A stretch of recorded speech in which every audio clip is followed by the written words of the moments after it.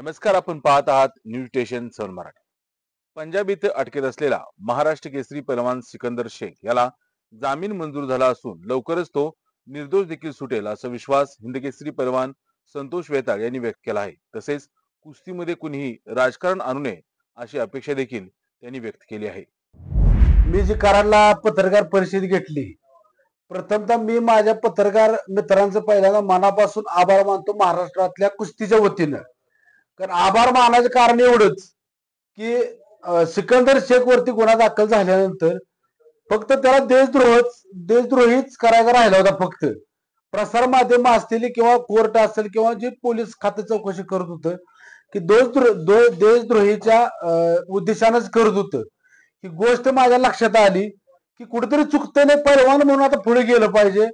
कुठल्याही राजकीय मंडळी किंवा सामाजिक जे क्षेत्रात काम करणारे लोक आहेत ते कोणीही पुढे येताना दिसत नाही. माझ्या लक्षात आलं 4 वाजता बरोबर माझे जे मित्र आहेत आपल्या कराडमधील पत्रकार, त्यांना मी अर्जंट फोन केला की असं माझ्या मित्रावरती अन्याय होत आहे आणि त्याचं करिअर डावावं लागले, तुम्ही आता उभं राहिलं पाहिजे त्याच्या पाठीमागं.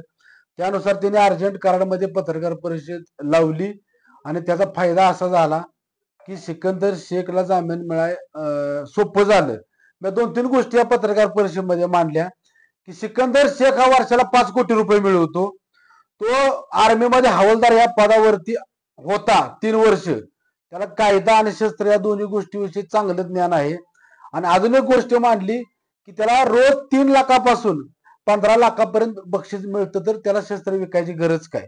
आणि ही गोष्ट महाराष्ट्रातल्या सर्व जनतेला, जे राजकीय क्षेत्रात काम करणाऱ्या लोकांना, अधिकाऱ्यांना आणि सर्व सामाजिक क्षेत्रात काम करणाऱ्यांना पटली गोष्ट. कारण एक पैलवानाची बाजू घेतोय ही खूप महत्वाची गोष्ट होती. त्यामुळे सर्व राजकीय मंडळी पुढे आली आणि त्या राजकीय मंडळीने तिथले मुख्यमंत्री असतील किंवा जे पोलीस अधिकारी असतील यांना समजून सांगितलं आणि सिकंदर शेख सारखा हिरा बदनामीपासून आणि त्याचं करिअर वाचण्यापासून तो वाचला आणि त्याचा जामीन मंजूर झाला. त्याची बदनामी व्हायची टळली आणि आमची कुस्ती खऱ्या अर्थानं वाचली, ती प्रसार माध्यमांच्यामुळे वाचली.